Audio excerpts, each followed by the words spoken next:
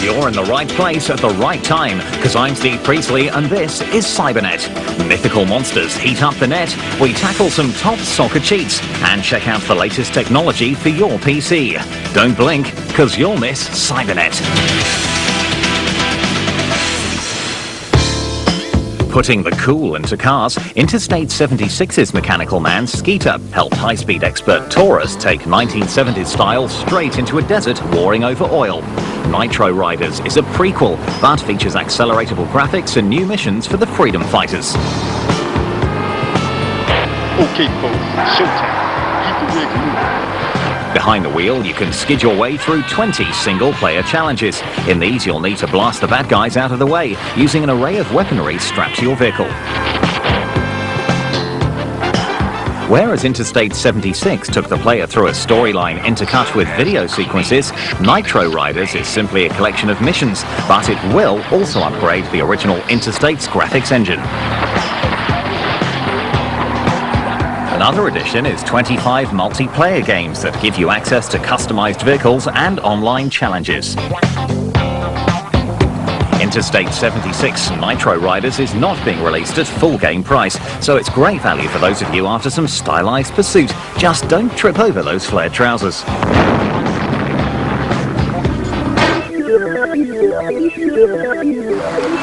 we're nearly ready for the start now.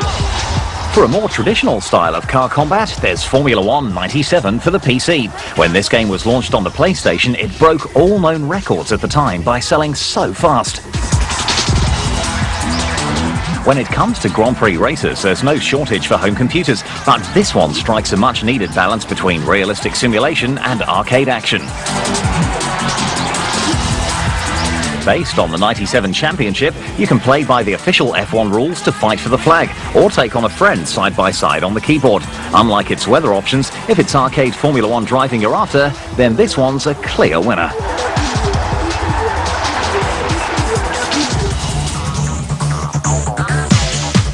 If you feel the need for speed, but have been disappointed by games of the same name, Need for Speed 3 is a welcome surprise.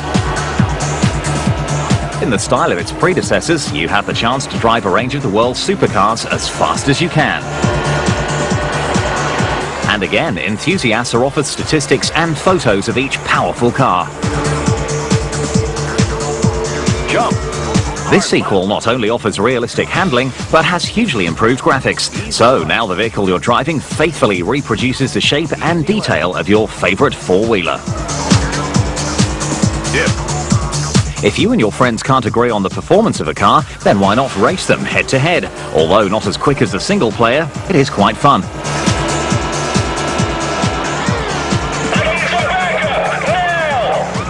Although the hot pursuit mode, where you're chased by the police, adds a new dimension, Need for Speed 3 is going to have a hard time attracting new players to a series that doesn't have a great reputation. The arrival of Gran Turismo means there's a lot of traffic on PlayStation roads, and every other game should watch where it's going.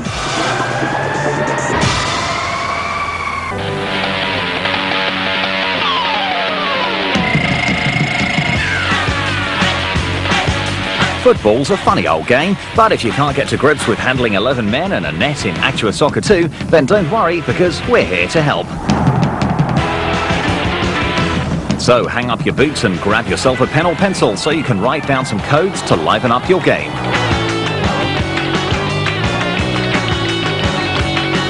All of the following codes should be entered at the main title screen.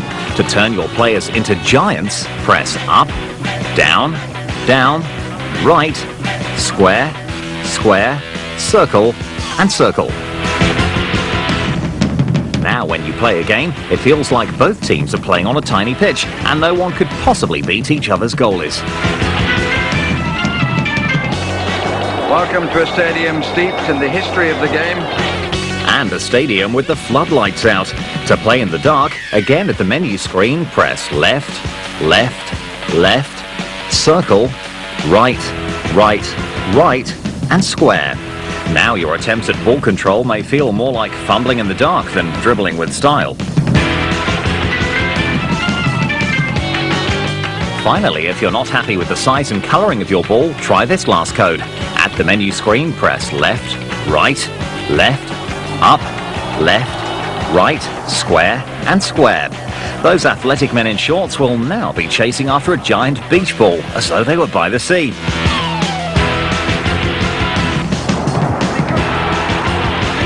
With these codes, you'll never need to put on a pair of boots again, as Actua Soccer 2 suddenly seems a lot more fun than the real thing.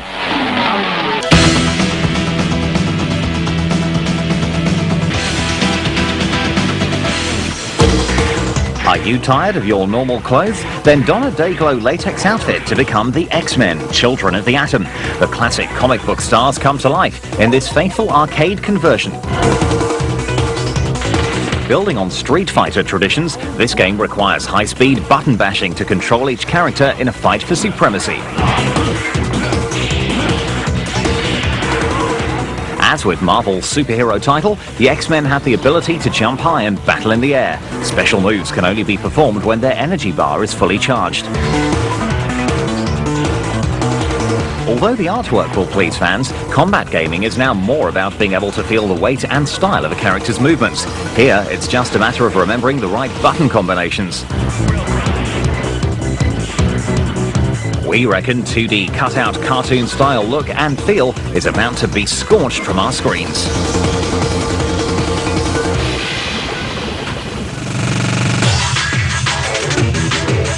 If you're going to land on a strange planet, it's a good idea to know if the natives are friendly.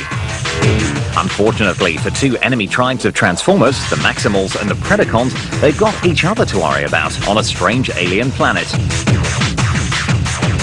To keep from being affected too much by the planet's strong source of energon, either warrior class has to change into animal or insect form. If they're a creature, they can't use a weapon, and that makes them vulnerable.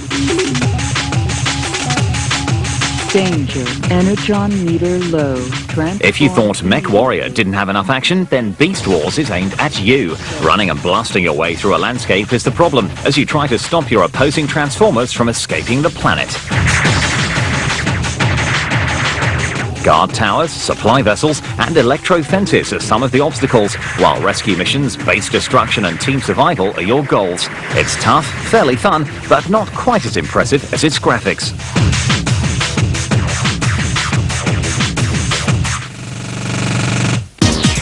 Okay, time for our competition now, so grab a pencil. This week's star prize is a Nintendo 64 console, together with a copy of Fighter's Destiny to play on it. Hope you're feeling fit, because you're going to need loads of energy to compete against some of the hottest fighters around. To win this prize, just call our number and give your answer to this question. Which food is traditional in Japan? Is it A, pizza, B, sushi, or C, curry? If you think you know, call 0891 44 44 88. Your call should cost about the same as a first-class stamp. Please dial carefully and don't forget to ask the person who pays the bill first. The lines are open until midnight on Saturday. We'll put up the question and number again at the end of today's show, so get dialing and good luck. Still to come, Lara Croft goes to Hollywood and we go racing out of the water and take to the piste.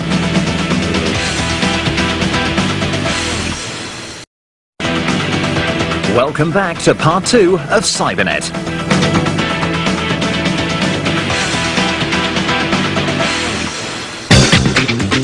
If you haven't noticed by now, computer and video games often try to copy the movies in both their style and storylines. Whether it's battles in space or fantasy adventures, making a player feel like they're starring in a Hollywood production is regarded as an important gameplay ingredient.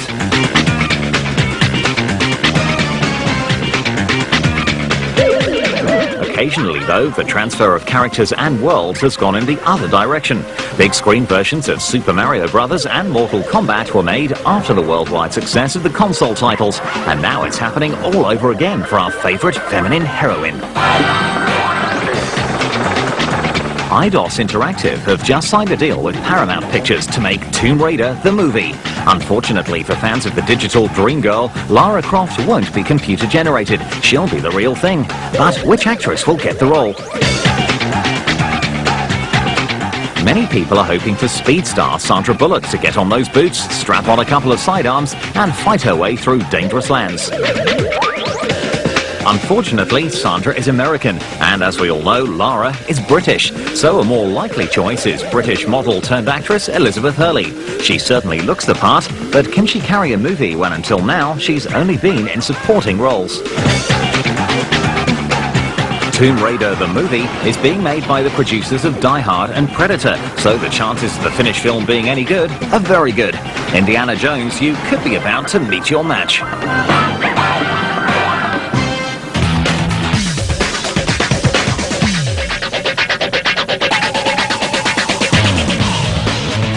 Football software on the PC has dramatically improved. Titles like Actua Soccer 2 and FIFA Road to World Cup 98 have set new standards both in terms of gameplay and graphics. But now there's World League Soccer 98, a game that hopes to shoot straight to the top.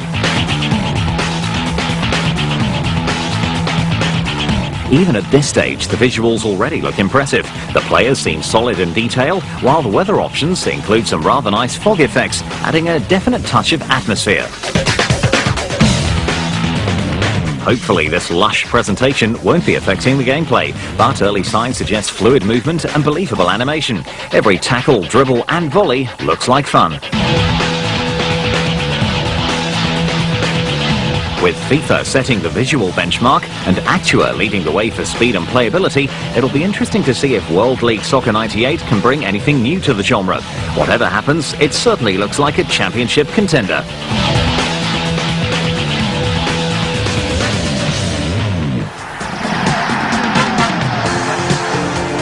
If you prefer a more tactical challenge, then you may want to try Ultimate Soccer Manager 98, the updated version of the absorbing original. With a completely revised list of teams and over 10,000 players, you can manage any European team, including England, Spain and Italy. But unlike many management titles, you must also take care of the finances, anything from building new stands to setting the price of refreshments. The attention to detail doesn't stop there. For instance, after nearly every match you receive a management report on your performance, a newspaper report on the game, and updates on any outstanding transfers.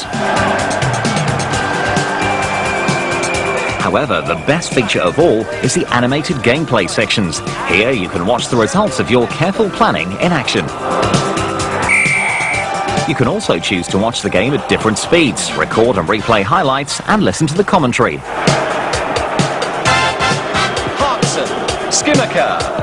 Ultimate Soccer Manager 98 isn't as accurate as the Championship Manager series, but its wealth of features makes it an addictive and enjoyable alternative. Here's our look at some of the most popular all-format games from around the world. Slipping and sliding at number 10 is the scorching V-Rally. Doing better is Toka Touring Car Championship at 9. Cool Borders 2 drops in nicely at number 8. But forgetting the clutch at 7 is Formula 1 97 screeching to a halt. The Snowboard Kids are fooling around at 6. While the serious Lara smashes her way to number 5. 4 sees 007's license to thrill, keeping GoldenEye afloat. Then again, who needs a license in Grand Theft Auto at 3? Punching in at 2 is Fighter's Destiny. But at the top is FIFA Road to World Cup 98, scoring the sweetest of goals.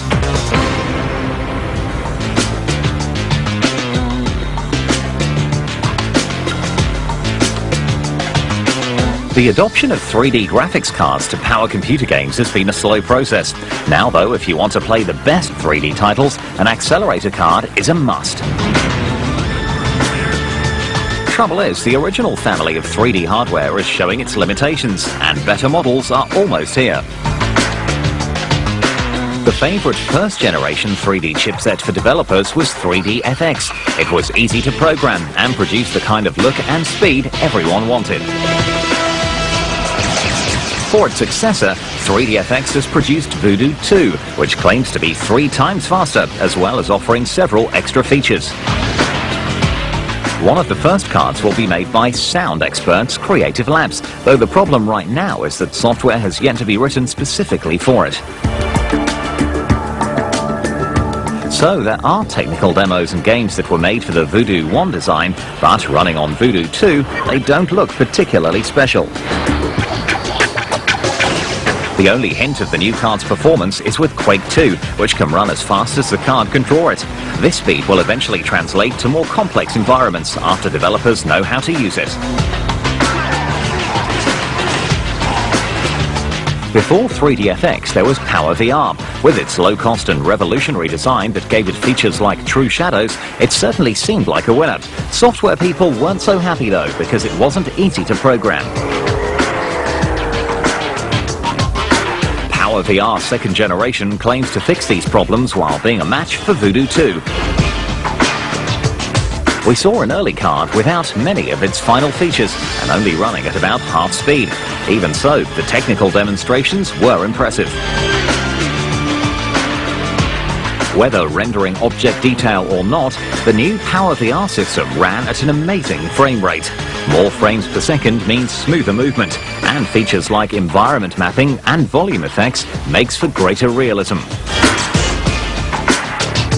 The last 3D offering is perhaps the strangest, as it comes from someone who's never made graphics cards before. The Intel 740 is, as you might have guessed, made by the world's biggest chip maker. The 740 could have a tough time against more experienced companies. That said, these early images are very promising. Like PowerVR, the 740 will be using the latest computer architecture to improve the size and quality of textures.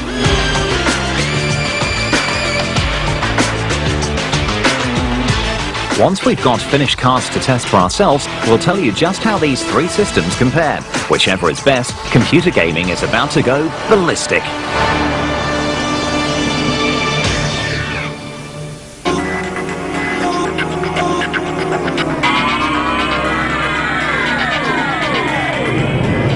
Grab your helmet and wrap up warm now as we hit the slopes for a bit of ski racing on your PC. Silicon Snow seems to be a developer's favourite setting for racing games at the moment, but it takes more than the right colour background to make a thrilling ride. Aiming to do just that, ski racing reproduces 6 world-class resorts with the help of Olympic skier Pibako Street. The course starts at the top of the mountain, winds all the way to the bottom, usually about 2-3 miles in length. A minimum number of gates are situated at strategic points along the course that the racer has to pass through. Despite this expert advice, none of the options on offer generate much of a thrill, while the skiers are often unresponsive, especially on the bends. Being able to choose cool clothing and equipment certainly makes your character look the part, but does little to alter the skiing style. Ski racing takes quite a while to master, but when missing one gate in the slalom gets you disqualified, you may find that you really don't care. Although you can replay your performance after a race, you may never want to replay this game again.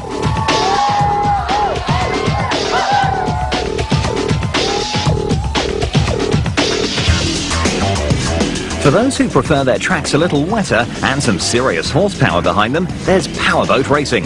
Released for PlayStation and PC, you can now take to waters in 9 different countries. Although there have been a few speedboat titles released, none have captured the feeling of jetting across the waves. Powerboat Racing does have great water effects, but it's the course design that lets the game down. Narrow canals mean you'll often find your vehicle hugging the walls a little too closely, slowing you down and giving your opponents an easy victory. With a wide selection of boats, you can update your vehicle from new models every time you win in championship mode. But for more freestyle fun, why not search the courses for shortcuts or race a friend in arcade mode? Powerboat Racing is a lot of fun and looks good, but could have been improved with more space to manoeuvre. This is a case of wet, but not wild. Cybernet's always laps ahead of the competition with all the hottest previews and the best reviews, so don't forget to keep coming back for more, and remember to enter our competition, because this week's prize is an N64. Until next time, I'll leave you to get wild with more creatures from Beast Wars. Looks painful.